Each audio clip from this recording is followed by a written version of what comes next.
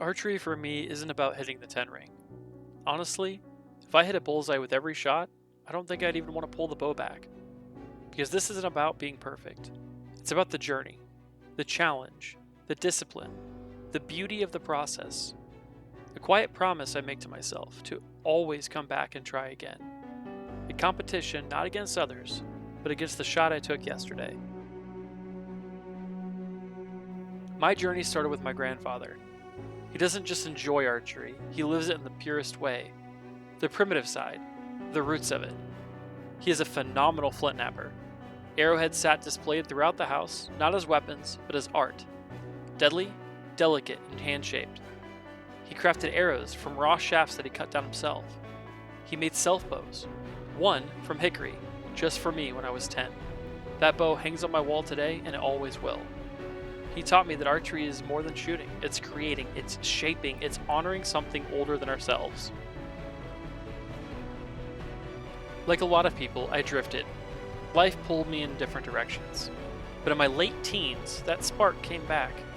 I ordered a Samick Sage online off of Amazon. A budget recurve with a cheap set of arrows. And just like that, I was back. No one told me what spine meant. I didn't know about knocking points, brace height, tillering, arrow tuning, or even how to anchor properly.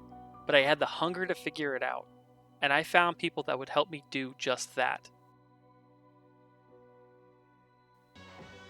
We all know the names that lit the fire. Fred Bear, Howard Hill, Saxton Pope, Art Young, giants. Men who didn't just shoot, they defined eras.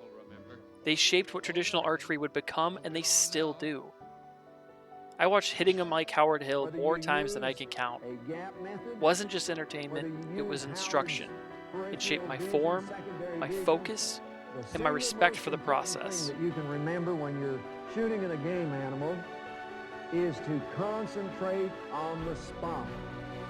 When a fellow tells me he missed a game animal. But here's the thing. Those legends aren't the end of the story. We are surrounded today by modern-day torchbearers. Archers who've dedicated themselves to teaching, sharing, and preserving this craft. People who've changed the sport, not by reinventing it, but by keeping it alive, accessible, real. The traditional archery community is that unlike any community out there.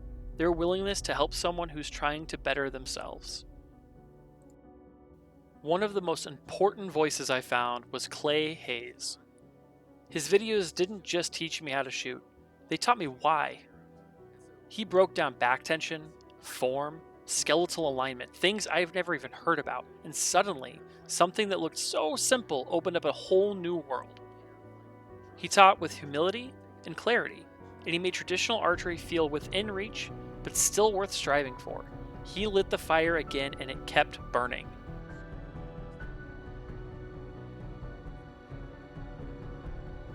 Then came Jeff Kavanaugh. His presence, his shooting, his explanations, they struck a chord. But more than anything, it was seeing him shoot those bear bows. That was it for me. The moment I saw it, I knew I needed one. Not just for how they looked, but for what they stood for.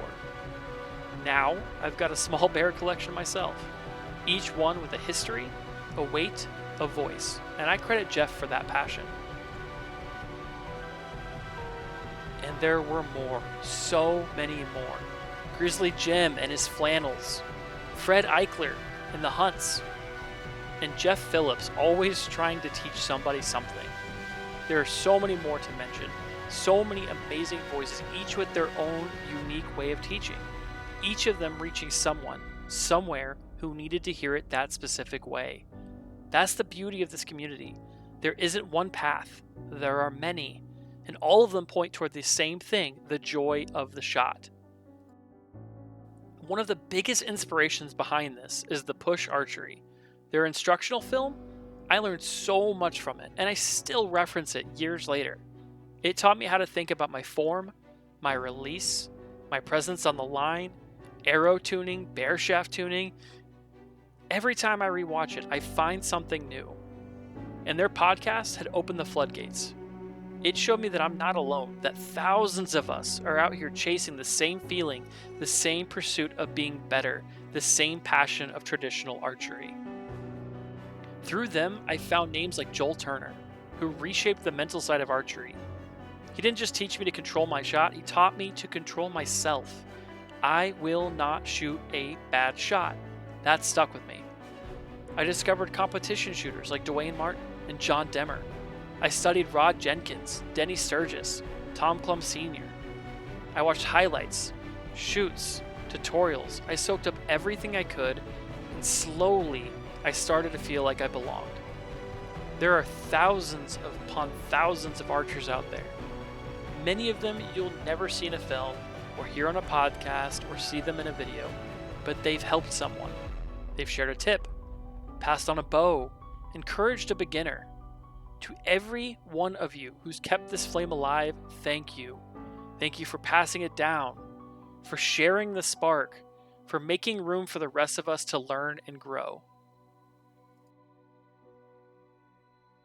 Fred Bear is the grandfather of modern archery, but we are surrounded today by modern day legends, people who carry the torch in their own way, and they deserve recognition. They deserve thanks, because they didn't just change the sport, they changed my life.